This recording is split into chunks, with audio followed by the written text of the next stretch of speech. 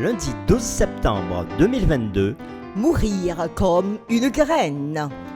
Encore une agréable opportunité de vous retrouver sur votre chaîne pour une nouvelle semaine. Et les contenus qui vous sont proposés jusqu'à cette heure, cela nous fait du bien et nous croyons que cela vous fait du bien aussi. C'est pourquoi nous vous invitons encore à cliquer sur le pouce et à vous abonner. N'oubliez pas de laisser des commentaires pour vos amis, vos collègues et tous vos contacts. Et n'oubliez pas surtout de partager le lien avec tous ceux qui sont autour de vous. Le texte à mémoriser pour cette semaine que nous vous invitons encore à dire avec nous se trouve dans Jean chapitre 12, le verset 24.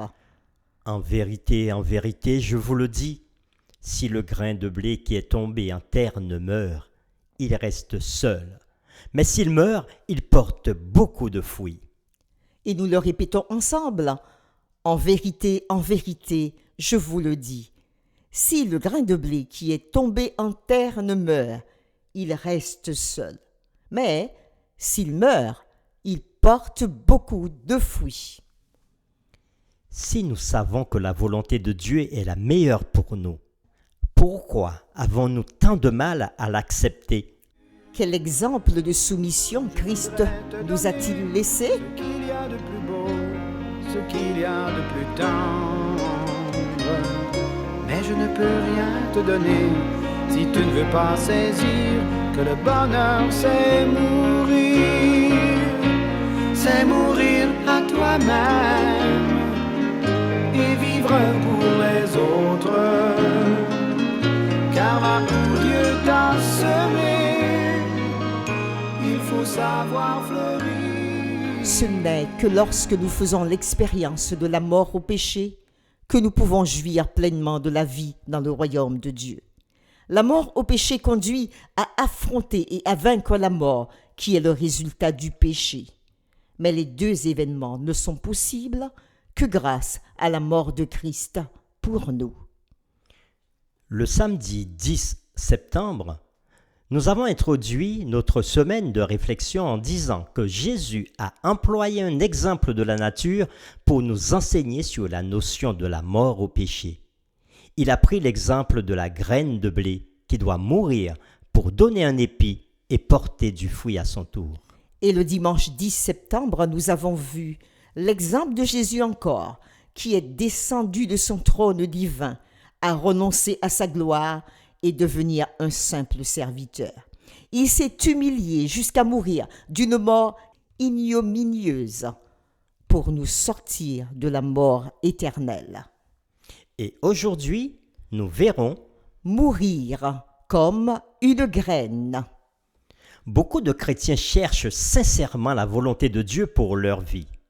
Si seulement je pouvais connaître la volonté de Dieu pour ma vie, je sacrifierais tout pour lui. Mais même après avoir promis cela à Dieu, nous sommes encore confus quant à ce qu'est sa volonté. La raison de cette confusion peut être trouvée dans Romains chapitre 12, les versets 1 et 2. Paul écrit comment nous pouvons connaître la volonté de Dieu et il soulève un point important. On pourrait même dire un point capital. Si vous voulez connaître la volonté de Dieu, vous devez d'abord vous offrir en sacrifice. Lisons Romains chapitre 12, versets 1 et 2. Paul écrit que nous serons en mesure de discerner quelle est la volonté de Dieu, ce qui est bon, agréable et parfait. Lisons ce texte. Romains chapitre 12, les versets 1 et 2. Je vous exhorte donc, frères, par les compassions de Dieu, à offrir vos corps comme un sacrifice vivant, saint, agréable à Dieu, ce qui sera de votre part un culte raisonnable. Ne vous conformez pas au siècle présent, mais soyez transformés par le renouvellement de l'intelligence, afin que vous discerniez quelle est la volonté de Dieu, ce qui est bon, agréable et parfait. Fin de la lecture. Paul écrit que nous serons en mesure de discerner quelle est la volonté de Dieu, ce qui est bon, agréable et parfait. Comment ? le faire. Nous serons en mesure de discerner quelle est la volonté de Dieu, premièrement, lorsque nous aurons une véritable compréhension de la compassion de Dieu pour nous. C'est ce que Paul nous dit dans Romains chapitre 12, le verset 1er. Deuxièmement, nous serons en mesure de discerner quelle est la volonté de Dieu pour nous, lorsque nous nous offrirons comme des sacrifices vivants à Dieu, tel que Paul nous le dit toujours dans Romains chapitre 12, le verset 1er. Et nous serons en mesure de discerner quelle est la volonté de Dieu lorsque notre esprit sera renouvelé, comme Paul le dit dans Romains chapitre 12, le verset 2. Donc, selon l'apôtre Paul, connaître la volonté de Dieu, c'est d'abord s'offrir en sacrifice. Oui, tout à fait. Seul l'esprit renouvelé peut vraiment comprendre la volonté de Dieu. Mais ce renouveau dépend d'abord de notre mort à soi-même. Il ne suffisait pas que Christ souffre simplement pour nous. Il devait aussi mourir. Donc, qu'entendons-nous par mort au péché? Par mort au péché, la Bible entend exactement ce qu'elle dit. Elle ne dit pas que nous atteignons la vie éternelle en mourant littéralement. Nous ne sommes pas en mesure et ne pouvons pas payer pour nos péchés avec notre propre mort. Il n'y a pas de mérite au salut dans notre mort. La seule mort littérale qui compte pour notre salut est la mort de Jésus-Christ sur la croix. La Bible n'utilise pas non plus la mort au péché pour communiquer une indifférence au monde, comme dans le bouddhisme par exemple. Dieu crée le monde parfait pour notre plaisir et pour que nous en prenions soin, comme il l'a dit dans Genèse chapitre 1er, les versets 26 à 28 et Genèse chapitre 2, le verset 15.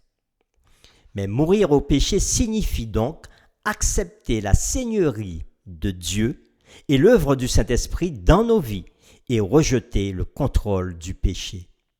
Nous aimons obéir à Dieu et le servir. Nous sommes transformés à l'image et à l'esprit de Christ, qui n'a pas envisagé de s'accrocher au pouvoir, mais est descendu sur la terre et a pris notre statut à notre place pour nous sauver, comme nous l'avons vu hier dans Philippiens chapitre 2, les versets 2 à 8. Donc, il serait nécessaire pour chacun de nous de demander au Saint-Esprit de nous montrer tous les domaines dans lesquels nous ne sommes pas complètement morts. Qu'est-ce que le Saint-Esprit veut que nous abandonnions pour devenir un sacrifice vivant pour Dieu? C'est le Saint-Esprit qui fera ce travail en nous. Si nous acceptons qu'il le fasse, si nous écoutons sa voix à l'intérieur de nous qui nous parle. Tout à fait. S'il y a des domaines de notre vie qui ne sont pas complètement morts en soi-même, Dieu permet au creuset de les porter à notre attention. Cependant, notre souffrance ne nous aide pas seulement à faire face à notre péché. Elle nous donne aussi un aperçu de l'abandon de Jésus en sacrifice pour nous. Une écrivaine, Elisabeth Elliot, écrit ceci. L'abandon du désir le plus profond de notre cœur est peut-être aussi proche que nous arrivons à une compréhension de la croix. Notre propre expérience de la crucifixion, bien qu'incommensurablement inférieure à celle de notre Seigneur, nous donne néanmoins une chance de commencer à le connaître dans la communion de ses souffrances. Dans toutes les formes de notre souffrance, il nous appelle à cette communion. Pour terminer, nous vous invitons à faire ce petit exercice. Lisez Romains chapitre 12, les versets 1 et 2 et priez.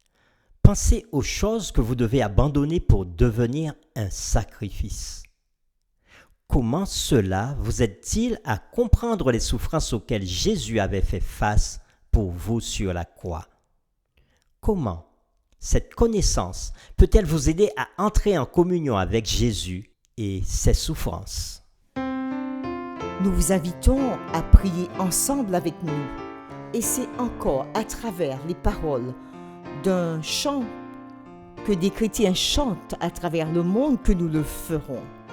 Nous allons dire à notre Seigneur Jésus, « Seigneur, nous venons à toi tel que nous sommes, car tu payas notre salut. Tu payas mon salut par ton grand sacrifice. Ô Jésus, quel merveilleux amour! Désormais, pour ton saint et glorieux service, moi, ton racheté, je me donne en retour. Je viens à ton autel, offrande volontaire. Librement, je veux te servir, mon roi. Je ne veux désormais que ta gloire, ô mon Père. Je ne veux ne vivre que par toi, que pour toi. Prends tout ce que je suis, prends mon cœur et mon âme. Que tout mon être te soit livré, contrôlé par l'Esprit, animé de ta flamme et de ta parole pénétrée.